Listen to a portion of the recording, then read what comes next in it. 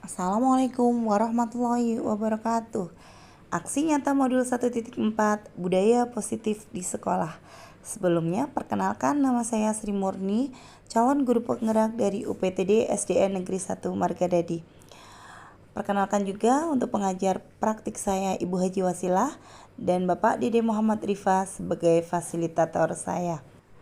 Adapun latar belakang aksi nyata saya yaitu bahwa budaya positif di sekolah sangatlah penting untuk mengembangkan peserta didik yang memiliki karakter kuat sesuai profil pelajar Pancasila yang dicetuskan sebagai pedoman untuk pendidikan di Indonesia.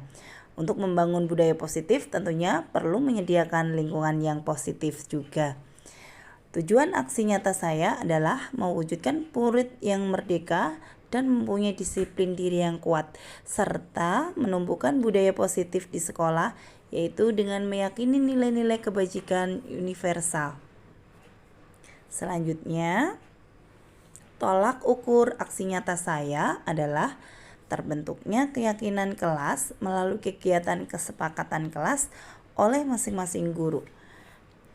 Kemudian siswa mampu menerapkan dan menjalankan keyakinan kelas yang sudah dibentuk.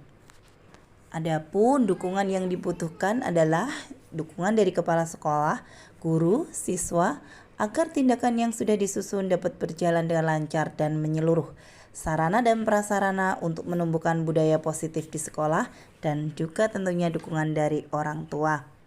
Selanjutnya, lini masa tindakan yang saya lakukan adalah yang pertama, menghadap kepala sekolah dan menjelaskan betapa pentingnya budaya positif di sekolah dan meminta izin untuk mendiskusikannya dengan rekan guru.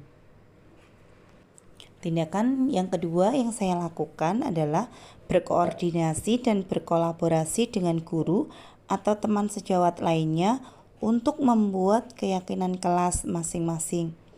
Selanjutnya, langkah ketiga yang saya lakukan adalah memantau, merefleksi, dan mengevaluasi tentang keyakinan kelas yang telah dibuat. Langkah tindakan yang berikutnya yang saya lakukan yaitu mengumpulkan rekan guru untuk melakukan diseminasi pemahaman materi budaya positif mengenai keyakinan kelas dan segitiga restitusi.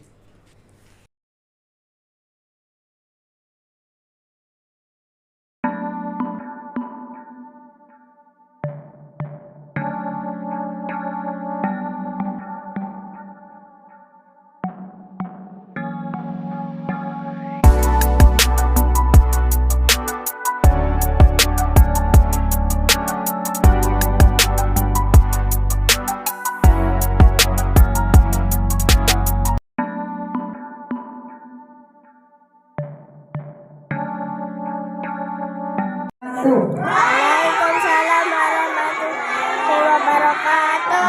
Coba anak perhatikan sebentar. Ibu akan menjelaskan tentang keyakinan kelas ya.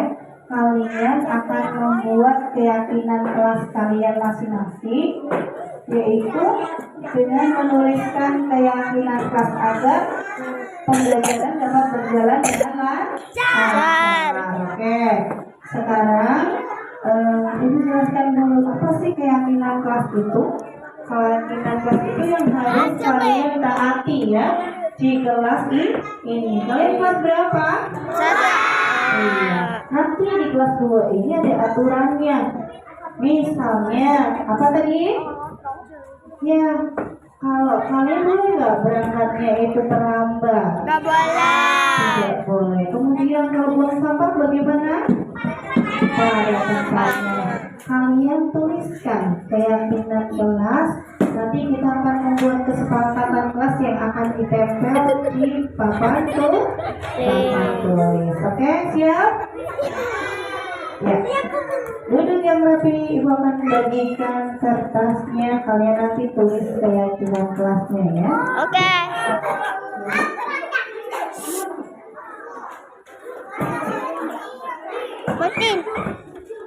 Betin ya Bu.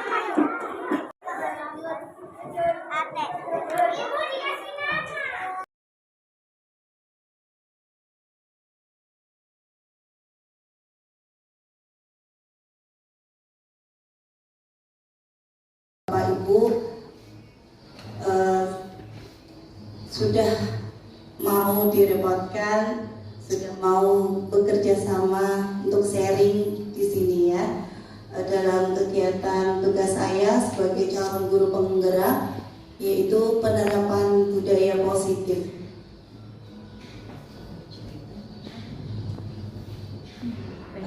Sebelumnya saya perkenalkan dulu Bapak dan Ibu yang sudah mengajar saya, yaitu pengajar praktik. Ini tentu Bapak Ibu sudah kenal dengan Ibu Haji Wasila, Kepala Sekolah SDN 1 Singaraja. Yang kedua, ini Bapak Dede Muhammad Rifa, itu adalah pengawas dari Bogor. Ini yang selalu membimbing saya di dunia maya ya. Kalau Bu Haji Wasila itu yang di dunia nyata, kalau Bapak Dede Muhammad Rifa itu yang membimbing saya di dunia maya. Dan pertemunya hanya di dunia maya Bapak Ibu, jadi di dunia nyata belum pernah sama sekali bertemu. Kemudian, nah, konsep utama budaya positif yang saya pelajari dari modul 1.4 itu yang pertama adalah disiplin positif, yang kedua adalah perubahan paradigma belajar, yang ketiga adalah kebutuhan dasar manusia, yang keempat itu motivasi perilaku manusia, posisi kontrol restitusi, ada keyakinan kelas, dan segitiga restitusi. Ketujuh materi ini sebenarnya saling berkaitan, cuman saya akan sampaikan itu hanya posisi kontrol, keyakinan kelas, dan segitiga restitusi. Nah, apa itu budaya positif? Kita sering mendengar kata budaya. Budaya positif itu adalah merupakan perwujudan dari nilai-nilai keyakinan universal yang diterapkan di sekolah. Budaya positif itu diawali dengan perubahan paradigma tentang teori kontrol. Jadi perubahan paradigma itu tidak menyamaratakan anak. Jadi tidak semua anak itu diperlakukan yang sama. Anak itu punya ciri khas masing-masing, punya kodrat alam ya. Yaitu dari lahir anak sudah punya kelebihan dan kekurangannya masing-masing. Jadi kita tidak bisa menganggap anak siswa kita itu sama rata ya Bapak Ibu. Jadi tidak boleh menyamakan anak. Jadi terdiferensiasi. Jadi berbeda, setiap anak itu punya kelebihan dan kekurangannya masing-masing. Budaya positif dimulai dari sesuatu perbuatan atau tindakan yang baik. Semuanya bermula dari satu pemahaman bahwa siswa hendaklah menjadi bagian utama dalam formulasi penerapan budaya positif. Jadi kembalinya adalah ke siswa-siswa dan siswa. Semuanya itu tertuju ke peserta didik. Jadi apapun yang kita lakukan adalah untuk siswanya. Oleh sebab itu, kita sebagai pendidik hendaknya membentuk keyakinan kelas dan memahami posisi kontrol kita sebagai seorang pendidik. Dan bila kita menemukan penyimpangan akan keyakinan kelas, maka kita memerlukan penanganan yang tepat melalui segitiga restitusi. Jadi Bapak Ibu, ketika anak kita melakukan penyimpangan, itu jangan kita langsung memberikan label kepada anak kita. Oh, anak kita itu anak yang nakal, anak yang malas gitu. Tapi kita harus telusuri dulu apakah kekurangannya, apa yang menyebabkan anak kita itu tidak melakukan sesuai dengan kadang tugas kita. Jadi jangan langsung memberi label kepada anak kita, anak yang malas, anak yang nakal. Keyakinan kelas. Keyakinan kelas ini adalah sebuah aturan, biasanya tercipta oleh salah satu pihak. Artinya ada satu pihak yang membuat suatu aturan agar disepakati oleh dua pihak. Dalam hal ini, tentu ada ketidakadilan dalam penerapan kegiatan sehari-hari. Oleh sebab itu, dalam menciptakan aturan harusnya melibatkan objek yang lain. Di kelas pada saat pembelajaran kita memerlukan kesepakatan dengan peserta didik untuk memuat apa saja yang boleh dan tidak boleh dilakukan. Untuk itu, kita perlukan keyakinan kelas, jangan menjadikan nilai kebijakan universal. Jadi, Bapak Ibu, keyakinan kelas ini kita harus praktekkan di kelas kita. Misalnya nih, misalkan untuk kedisiplinan.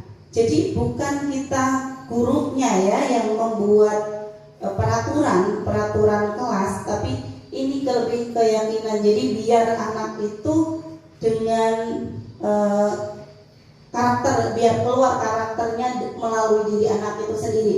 Jadi tidak ada paksaan, dan dalam melaksanakan keyakinan kelas ini Bapak Ibu tidak boleh memberikan reward atau hukuman ya. Jadi biarkan anak itu melakukan karena dirinya sendiri, bukan karena paksaan orang lain ataupun ancaman dari gurunya atau hukuman dari gurunya. Jadi untuk keyakinan kelas ini ada yang perlu ditanyakan mengenai keyakinan kelas. Kenapa keyakinan kelas, bukan peraturan kelas gitu ya, Pak Farhan? Biasanya kan peraturan kelas ya Pak ya, di sekolah kita. Saya sama sebenarnya saya juga baru belajar keyakinan kelas itu baru mendengar ketika belajar CGP Bapak Ibu.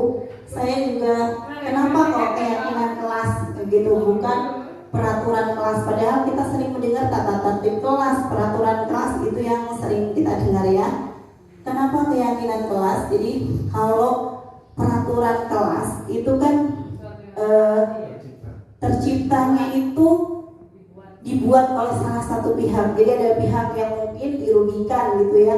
Jadi ketika anak tidak melaksanakan peraturan, mungkin akan dapat hukuman. Tetapi kalau keyakinan kelas ini dibuat bareng-bareng bersama dengan anak, misalnya nih kalau kedisiplinan, tentang kedisiplinan atau tanggung jawab gitu, ketika anak kelas 2 misalkan buang sampah sembarangan, nah itu ketika kita sudah membuat keyakinan kelas, oh ketika ada sampah harus dibuang di tempat sampah gitu, walaupun itu sampah bukan yang mengotori anak-anak itu ya, tapi sampah dari orang, tapi kita harus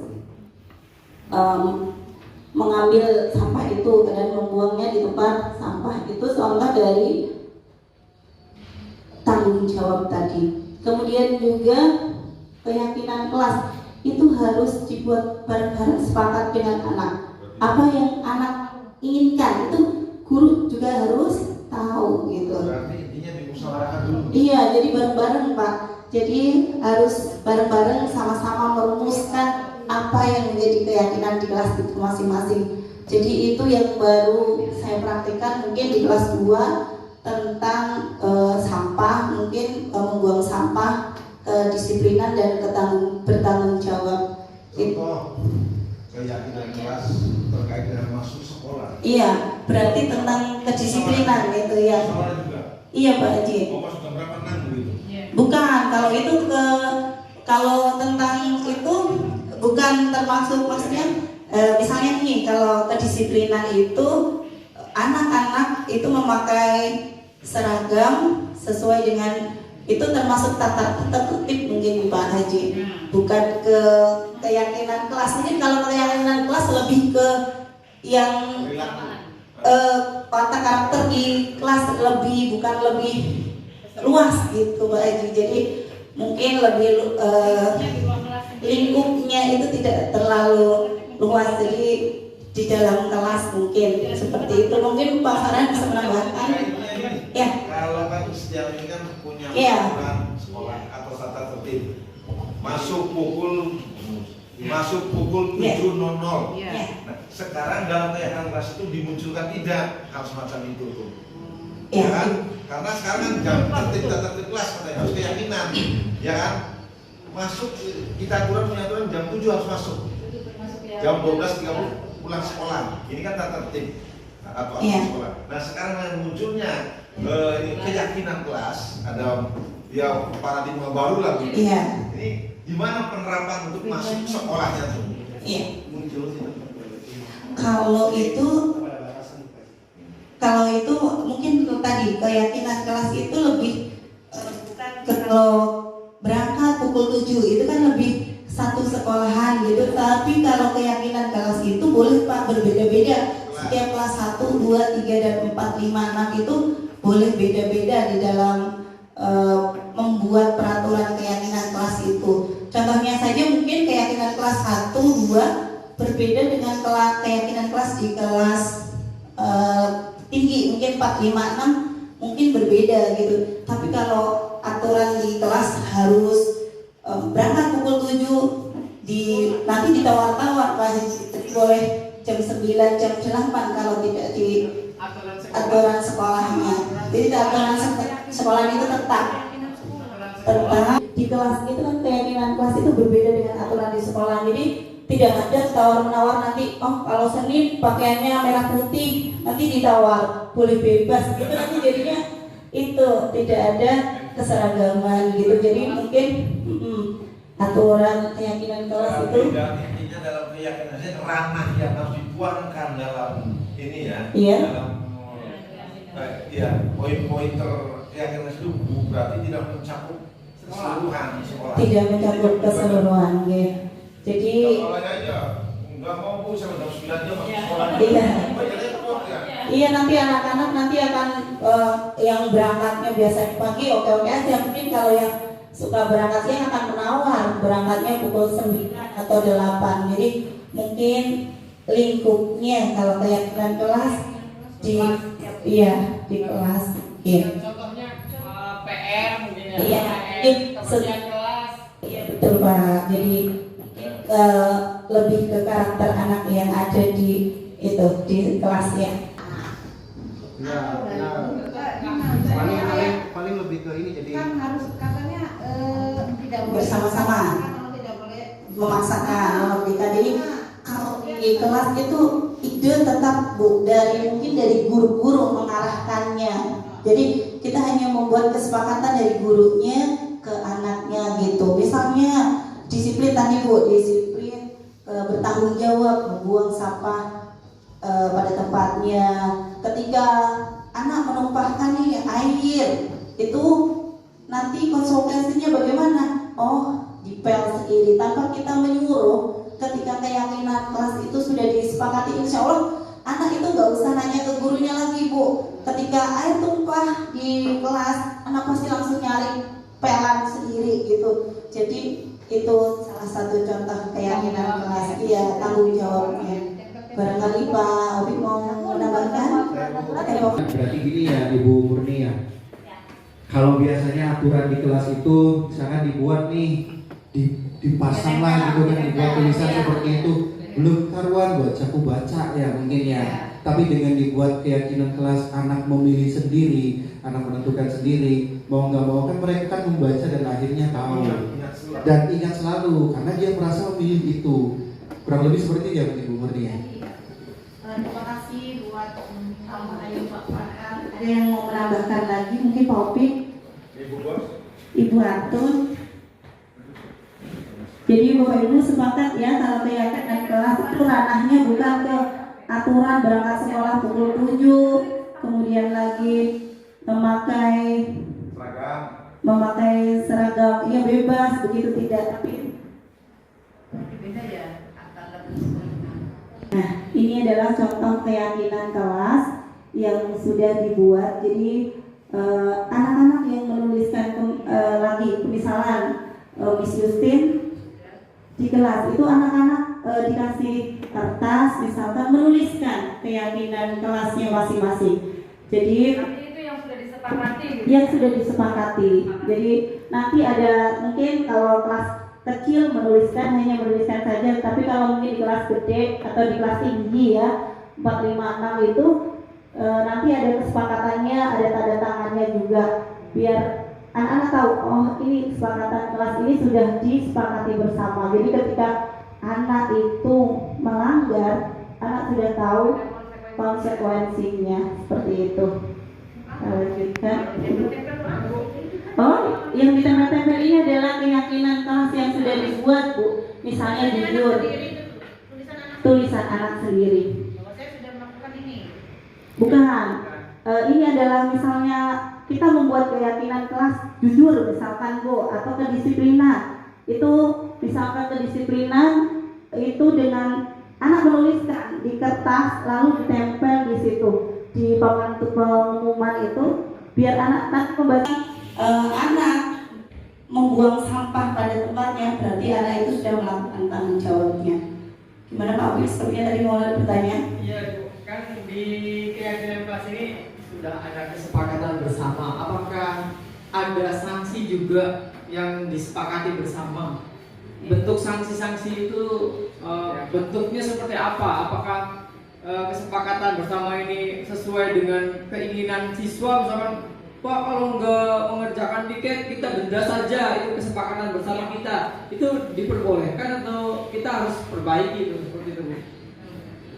Sebenarnya kalau keyakinan kelas itu tidak boleh ada sanksi ataupun reward, Pak. Jadi ketika anak melakukan ini, contohnya si Lana dan si B ambil sampah dari kelas terus kemudian dibuang di tempat sampah. Ketika kita memberi bintang atau reward, takutnya anak itu membuang sampahnya itu, iya, karena ini mendapatkan bintang seperti itu. Jadi kesepakatan keyakinan kelas itu diharapkannya itu tumbuh dari dalam dirinya sendiri, bukan karena ingin anak ini ingin dapat bintang. Jadi seperti itu Pak. Jadi harapannya di keyakinan kelas itu tidak ada reward atau hukuman gitu. Biarkan saja. Jadi biarkan anak itu misalkan konsekuensinya biar tahu sendiri gitu. Ketika tidak mengerjakan PR nanti akan ketinggalan.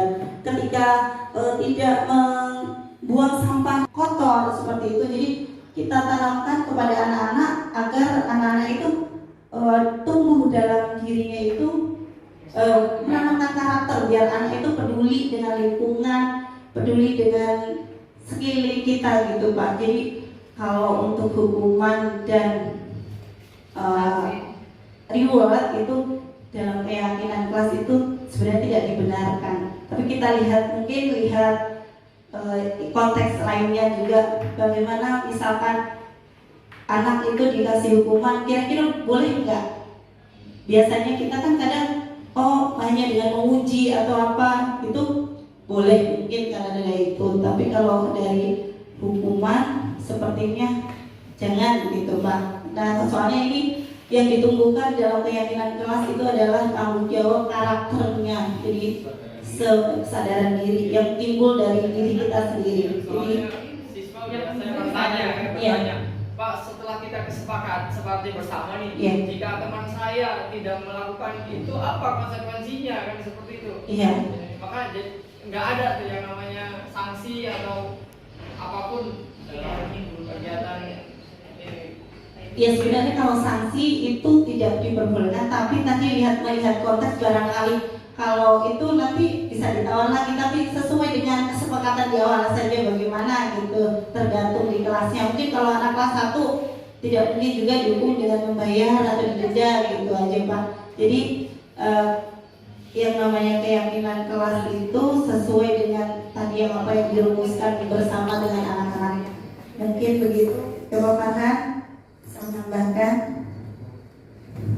Bu, Ya. ini dalam keyakinan kelas ini pasti ya ada Plus minusnya ya. Ya iya pasti kan memberi hukuman jangan kan gitu. Misalkan yang contohnya piket lah. Ya. Piket itu kan misalkan nggak semua anak nih pasti Iya. kan ada yang kabur ya. Nah, besoknya anak itu juga Ya nggak piket lagi ya. pikir lagi ya tanpa kita memberikan Hukuman. apa tidak hadir gitu ya kepada anak yang lain gitu. Ini gitu ya. Iya. Ya. Oh, gitu. Jadi kita sebagai seorang guru tentunya siswanya, biar siswa itu kembali ke, jadi kalau menurut Ki Hajar Dewantara ya Bu, yang namanya siswa itu bukan seperti kertas yang kosong, tapi sudah ada garis-garisnya. Kita sebagai seorang guru itu harus bisa menebalkan garis-garis yang baik itu dan menghilangkan garis-garis yang kurang baik itu, seperti itu Bu. Jadi jangan bosan-bosan menasihati anak, dan tentunya jadi misalkan si A itu tidak piket hari ini, mungkin kita dengan kalau piket ini kelas kita akan menjadi bersih, kelas kita akan enak ditempatinya, tidak ada nyamuk. Masa ya satu kali mungkin anak-anak tidak melakukannya, 2 kali, 3 kali, 4 kali, masa ya anak masih tidak piket lagi gitu Bu. Jadi insya Allah dengan kita selalu mengingatkan, selalu menuntun siswa kita akan membuahkan hasil yang nampak. Bagi misalkan yang tadinya nggak piket, insya Allah beberapa kali kita tegur jadi piket lagi gitu Bu. Itu mungkin tentang keyakinan kelas. Jadi intinya keyakinan kelas itu tidak ada reward dan hukuman. Selanjutnya, nah ini adalah 5 posisi kontrol dari Dr. William Glasser ya. Yang pertama tadi adalah sanksi atau konsekuensinya apa? Apa rencana kamu untuk memperbaiki hal ini? Jadi sering kita terhadap anak didik kita tanpa sadar ya, kadang kita yang pertama itu kita memposisikan yang bagaimana ini, patuhi aturan saya, awas nih kalau nggak dipatuhi. Nah itu nanti ada di posisi kontrol, yaitu ini sebagai penghukum atau pembuat rasa bersalah. Yang ketiga ada teman, pemantau, dan manajer. Jadi ketika kita sambil melotot, awas ya kamu kalau tidak mematuhi aturan saya, berarti itu adalah posisi sebagai penghukum. Jadi posisi penghukum ini sangat tidak disarankan ya Bapak Ibu. Tapi kadang kita pernah melakukannya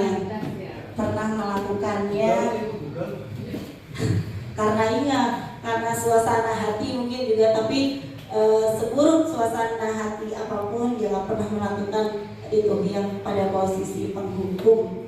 Yang kedua tadi, gimana coba kalau orang tua kamu tahu kamu berbuat salah begini? Nah itu adalah posisi kontrol sebagai membuat rasa bersalah. Dan yang ketiga tadi, ya sudah kali ini tidak apa-apa, nanti Bapak bantu bereskan. Itu adalah sebagai teman. Dan yang keempat, sanksi atau konsekuensinya apa jika kamu melakukan, itu adalah sebagai pemantau. Tadi sudah ketika kita memberi reward ya, anak akan merasa senang. Tetapi ketika mungkin diajar kelas saya nih, ketika diajar saya anak dikasih bintang, tapi ketika diajar Bu Yustin anak itu tidak dikasih bintang, anak akan tidak nurut sama Ibu Yustin karena tidak sama. Karena diajar saya dapat bintang, diajar Ibu Yustin enggak, akhirnya anak timbulnya tidak menurut. Kemudian lagi yang kelima, apa rencana kamu untuk memperbaiki hal ini? Nah Bapak Ibu, di posisi itulah kita yang diharapkan, yaitu di posisi manajer ya. Jadi dari kelima posisi kontrol ini kita sepakat dengan posisi manajer ya Bapak Ibu ya. Selanjutnya ini ada studi kasus. Tadi yang pertama adalah murid-murid kelas 1 sangat ribut dan sulit untuk tenang mengikuti pelajaran. Bu Yeni menegur murid-muridnya dengan mengatakan, siapa yang dapat duduk tenang dan mendengarkan akan Ibu kasih stiker. Yang tidak tenang Justin Bu. Ayo siapa yang mau mendapat stiker? Murid-murid kelas 1 pun langsung dapat duduk tenang. Ibu Yeni sedang menjalankan proses disiplin dengan kontrol posisi seperti apa. Jadi pada kasus ini kontrol posisi sebagai apa Bapak Ibu? Iya, Pak Farhan sebagai apa? Kalau dilihat dari kata-katanya teman sebagai teman. Bapak Ibu yang lain setuju kalau kasus ini sebagai teman, posisi kontrol sebagai teman? Pak Ahmad mungkin ada pendapat lain? Kalau menurut saya itu sebagai pemantau, Pak. Karena Alasannya Pak? alasannya ibu gurunya ini memberikan reward, sebuah stiker kepada peserta didik tersebut. Oh iya. Diberi Banyak kalau memberikan sesuatu kan biasanya kan karena saking akrabnya gitu, jadi kan kayak teman. Iya. iya. Itu gimana Bu? Yang benar yang mana? Gimana? Oke. Tadi Pak Farhan itu dalam kasus yang pertama itu memposisikan posisi kontrol sebagai teman ya Pak ya, sedangkan Pak Opik sebagai pemantau. Jadi ciri-ciri tadi kan sudah di depan, itu ciri-ciri dari teman itu mengajak, ayo yang pertama tadi kembali ke pertama ya sudah kali ini tidak apa-apa, nanti Bapak bantu atau Bapak bereskan, ayo Ibu bantu, seperti itu nadanya. Sedangkan yang tadi itu adalah sebagai pemantau menurut Pak Opik, karena dia memberikan reward ya, memberikan stiker dengan memberi stiker atau reward. Jadi posisi yang pertama ini, kasus yang pertama itu sebagai pemantau. Bapak Ibu yang lain, apakah kasus ini sebagai pemantau posisi kontrolnya? Setuju atau tidak Bapak Ibu? Setuju, Pak. Oke, kalau ya kita ya Pak, terima kasih. Kita lanjut kasus yang kedua. Hasan dan Radit melempar makanan pada saat jam makan siang. Pada saat Radit akan balik melempar kulit pisang ke Hasan untuk menghadap kepala sekolah, kepala sekolah Ibu Tini. Ibu Tini langsung melihat buku tata tertib sekolah dan membacakan peraturan dan konsep yang berlaku. Akibat perbuatan mereka, Hasan dan Radit diminta untuk tinggal 20 menit sesudah jam pulang sekolah di ruang detensi dan mengerjakan pekerjaan rumah yang disupervisi oleh guru piket. Bapak Ibu, monggo ini kira-kira sebagai apa posisi kontrolnya? Membuat rasa bersalah. Ibu Ima? Ya dari bahasa yang atau kalimat yang terpampang di situ. Tata tertib sekolah. Iya, kenapa saya mengambil pembuat rasa bersalah? Memang berkaitan juga dengan hukumnya. Hanya di sini anak itu pada akhirnya diberikan apa tuh? Untuk untuk 30 menit sudah dari pulang sekolah di luar detensi. Dengan adanya seperti itu, anak-anak mungkin sudah memiliki rasa, oh iya, saya akan bersalah nih.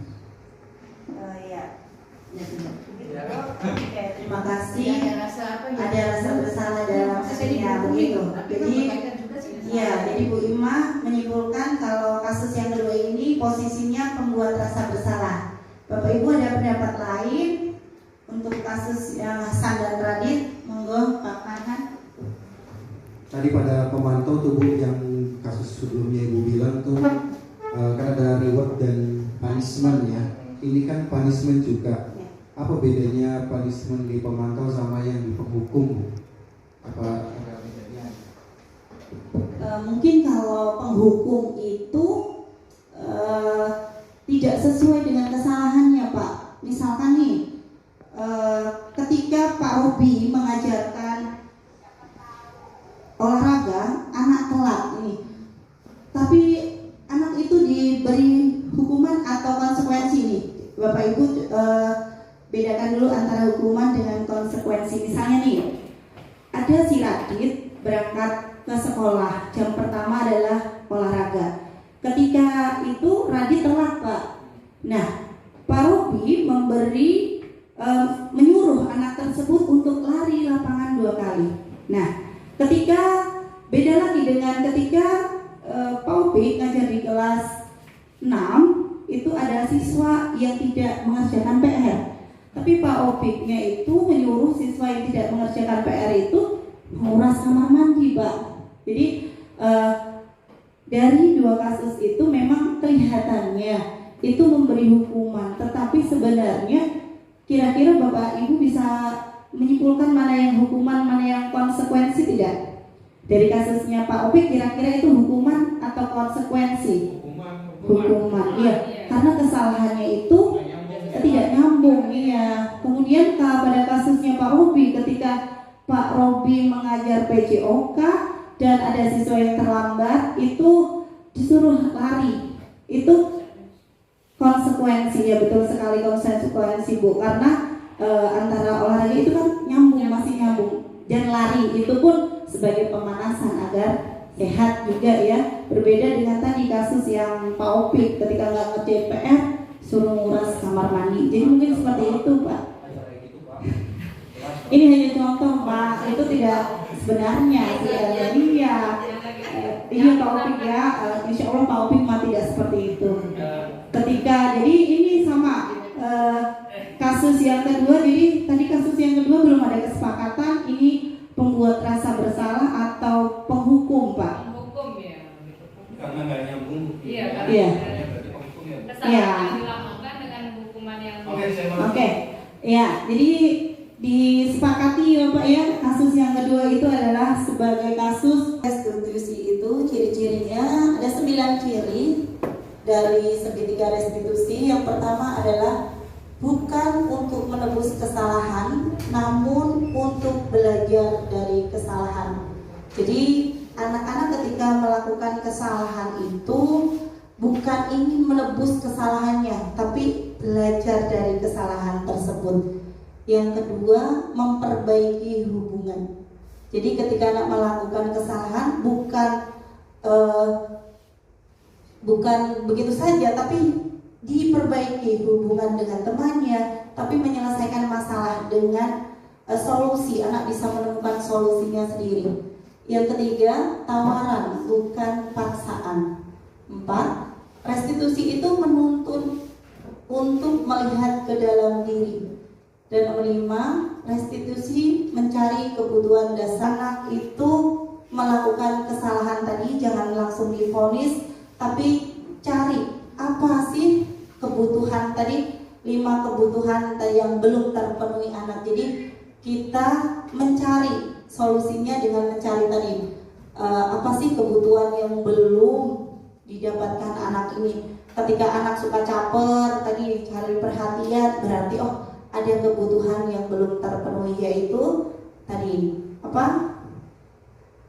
Kasih sayang. Ketika tadi ada kasus anak lempar-lemparan makanan dan anak itu merasa senang, berarti harus dicari apakah anak itu kasusnya itu ya kurang kesenangan atau bagaimana. Jadi jangan langsung beri label tadi kepada anak didik kita.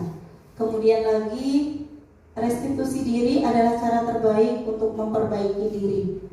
Yang ketujuh, restitusi fokus pada karakter bukan tindakan. Jadi segitiga restitusi ini fokus pada karakter anak. Jadi ingin mengembalikan anak kepada kelompoknya setelah memperbaiki kesalahannya.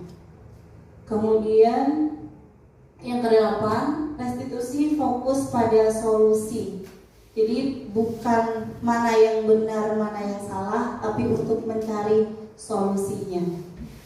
Dan yang terakhir, restitusi itu mengembalikan murid yang berbuat salah kepada kelompoknya. Selanjutnya, nah ini adalah tahapan segitiga restitusi. Yang pertama itu menstabilkan identitas. Tujuannya membuat siswa yang merasa gagal menjadi berpikir untuk sukses. Kalimat yang biasanya diucapkan ketika menstabilkan identitas yaitu setiap orang, termasuk saya juga pernah melakukan kesalahan, namun kita bisa memperbaikinya. Misalnya ada anak didik kita itu yang terlambat, kita tidak langsung kenapa kamu terlambat, tidak, tapi kita harus menstabilkan menstabilkan identitas dulu. Jangankan kamu nak, ibu, bapak guru di sini juga pernah terlambat. Tidak hanya kamu saja yang pernah terlambat, semua orang juga pernah terlambat seperti itu. Itu untuk menstabilkan identitas. Kemudian validasi tindakan yang salah. Tujuannya untuk memahami bahwa siswa mengerti akan kekeliruannya dan bersama menemukan solusi. Sebagai pendidik, memahami posisi kontrol dan kebutuhan manusia untuk menyelesaikannya. Nah, seperti tadi, balik lagi yang tadi, kita harus berada di posisi manajer untuk melakukan segitiga restitusi itu. Karena dengan posisi manajer itu, kita akan membentuk karakter siswa dari yang tadinya salah, bukan menyalahkan, tapi untuk mencari solusi sendiri, yaitu dengan melihat kebutuhan tadi 5 kebutuhan manusia untuk menyelesaikannya. Selanjutnya, menanyakan keyakinan kelas, yaitu yang ketiga. Tujuannya memahami bahwa siswa mengerti akan kekeliruannya dan bersama menemukan solusi. Penerapannya menjelaskan keyakinan kelas yang sudah disepakati, lalu memberikan hukuman yang tepat. Misalkan ini Bapak Ibu, ada kasus kemarin sebagai aksi nyata, itu adalah ketika anak datang terlambat. Jadi bukan langsung kita memberi hukuman yang tepat, tapi kita harus menanyakan dulu. Yang pertama tadi, menstabilkan identitas tadi. Setiap orang juga pernah terlambat. Itu yang kita tekankan kepada anak, biar anak itu nanti bisa menemukan solusinya sendiri. Contohnya, ketika kita menghadapi siswa yang terlambat, kita menanyakan, kenapa hari ini kamu terlambat? Pasti anak akan menjawab alasannya ya. Kita memvalidasi tindakan yang salah. Karena tadi malam misalkan nonton bola Bu sampai larut malam gitu ya. Iya, nonton bola sampai larut malam, jadi tidurnya terlalu larut malam, bangunnya kesiangan, akhirnya anak itu akan terlambat ke sekolah. Nah, iya, sampai di sekolah anak pasti tahu, kita tanya, kenapa kamu terlambat? Nah, biar kamu tidak terlambat lagi, bagaimana cara kamu biar kamu tidak terlambat lagi? Karena alasannya tadi kan tidurnya malam, jadi anak-anak pasti akan menjawab, tidurnya lebih awal Bu, biar tidak terlambat. Nah, itu anak secara bisa menemukan solusi sendiri. Ketika anak bangun terlambat karena tadi malam tidurnya malam, anak bisa mencari solusinya. Anak berarti sudah ketemu solusinya, yaitu bangun lebih awal dengan tidak tidur lebih awal, tidak nonton bola terlalu malam. Nah, itu adalah penerapan validasi tindakan yang salah tadi untuk menyelesaikan. Selanjutnya, menjelaskan keyakinan kelas. Nah, ketika kita di posisi yang ketiga, kita sudah menanyakan ke anak, kamu sudah tahu kan keyakinan kelas yang sudah kita sepakati bahwa tidak boleh datang terlambat. Ada yang bertanya Bapak Ibu tentang segitiga restitusi? Apa sudah jelas semuanya? Restitusi adalah Tadi kan apa yang tadi Ibu Murni sampaikan, jadi segitiga restitusi itu trik cara menyelesaikan masalah. Ibarat ini Mas seperti pegadaian, memecahkan masalah tanpa masalah gitu. Jadi memang dari awal menstabilkan identitas dulu, kemudian yang keduanya itu apa tuh Bu? Saya lupa. Yang keduanya validasi tindakan yang salah. Berarti tiga, satunya apa tuh Bu? Menanyakan keyakinan kelas tuh. Jadi kemudian di terakhir itu kan menjelaskan keyakinan kelas yang sudah disepakati, lalu memberikan hukuman dengan tepat. Jadi intinya mah ketika ada kesalahan pada saat memberikan hukuman itu pas, tepat, dan kira-kira ya tadi tujuannya supaya anak tuh menyadari akan ininya, yang tadinya jadi gagal menjadi anak yang berhasil. Kurang lebih kayak gitu sih yang saya tangkap. Ya, terima kasih banyak Pak Farhan atas penjelasannya dan tambahannya. Iya, menurut Pak Farhan trik-trik ya itu kalau kita iya 3 cara strategi ya Bu, betul. Trik kata Pak Farhan lebih enak, trik-trik ya, strategi, betul sekali. Ya, ada 3, saya ulangi lagi, ada 3 trik strategi tadi dari segitiga restitusi. Yang pertama adalah menstabilkan identitas, dan yang kedua memvalidasi tindakan yang salah, dan yang ketiga adalah menanyakan keyakinan kelas. Jadi keyakinan kelas itu sudah terbentuk dulu Bu, sebelum kita melaksanakan segitiga restitusi itu. Berarti nyambung dari ke-7 tadi Pak, dari modul 1.4 itu nyambung semua. Dari memberi hukuman itu kita posisi kontrolnya sebagai apa. Kemudian lagi untuk menyelesaikan kita perlu tahu kebutuhan manusia. Jadi tadi kalau anak yang suka cari perhatian itu berarti kurangnya kasih sayang. Mungkin dari saya tentang segitiga restitusi. Terima kasih banyak, semoga bermanfaat buat Bapak Ibu semuanya. Salam guru penggerak, bergerak, tergerak, bergerak, dan menggerakkan. Terima kasih. Assalamualaikum warahmatullahi wabarakatuh.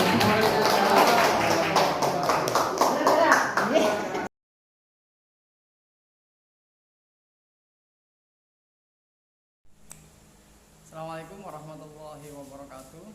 Perkenalkan, saya Rahmat Taufik, guru kelas 6, teman sejawat dari Ibu Sri Murni selaku CGP di sekolah kami. Saya mengucapkan terima kasih kepada Ibu Murni karena telah memberikan informasi kepada kami mengenai hal-hal yang perlu dilaksanakan dalam pembelajaran, terutama kepada siswa. Bu Murni telah menyampaikan mengenai beberapa hal. Yang pertama, mengenalkan konsep keyakinan kelas. Yang kedua, menentukan posisi kontrol. Dan yang ketiga, segitiga restitusi.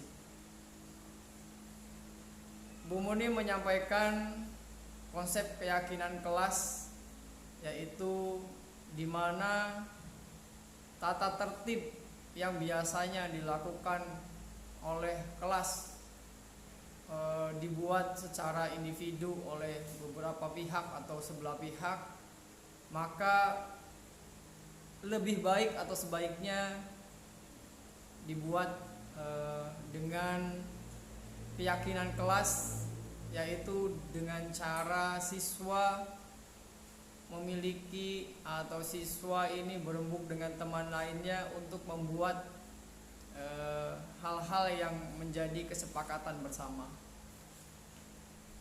Hal tersebut memang sangat baik karena akan menumbuhkan sikap siswa, sikap tanggung jawab terhadap apa yang telah diputuskan atau disepakati bersama.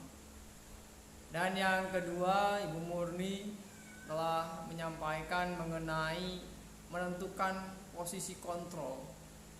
Posisi kontrol ini beliau mau menyampaikan bahwa kita sebagai guru dalam memberikan hukuman atau memberikan sanksi kepada siswa itu ada beberapa tahapan. Ada tahapan yang baik hasilnya dan ada salah satu hal yang kurang baik hasilnya. Jadi ada hasilnya yang kurang baik dan ada hasilnya yang baik. Di antaranya dalam posisi kontrol ini, yang pertama ada memberi hukuman, yang kedua membuat rasa bersalah, yang ketiga menjadi teman, yang keempat menjadi pemantau, yang kelima menjadi manajer. Dan sudah kita sepakati bersama bahwa hal yang baik adalah kita menjalankan sebagai posisi manajer. Untuk posisi yang lainnya seperti memberi hukum, membuat rasa bersalah, menjadi teman atau pemantau, ini sudah terlihat bahwa memiliki hasil yang kurang baik. Oleh karena itu kita sepakat bahwa yang akan datang kita akan melaksanakan posisi kita ini sebagai manajer kepada siswa yang memiliki masalah atau siswa yang tidak sesuai dengan apa yang kita harapkan. Dan Ibu Murni juga menyampaikan mengenai bagaimana cara kita dalam memposisikan sebagai manajer. Di antaranya yaitu dengan segitiga restitusi. Jadi segitiga restitusi ini adalah sebuah tahapan alat ketika kita menjadi manajer dalam menyelesaikan masalah siswa. Segitiga restitusi ini diantaranya yang pertama menstabilkan identitas, yang kedua validasi kesalahan, dan yang ketiga menanyakan keyakinan kelas. Dari tiga hal tersebut itu sangat membantu, sangat merefresh guru-guru di SDN 1 Marga Dadi ini karena telah mendapatkan hal baru yang lebih baik. Semoga ke depan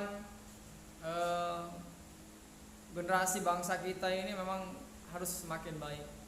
Terima kasih kami ucapkan atas penjelasan dan pemaparan yang telah disampaikan oleh Ibu Murni. Sekali lagi saya ucapkan terima kasih. Saya akhiri, billahi taufiq wal hidayah. Assalamualaikum warahmatullahi wabarakatuh.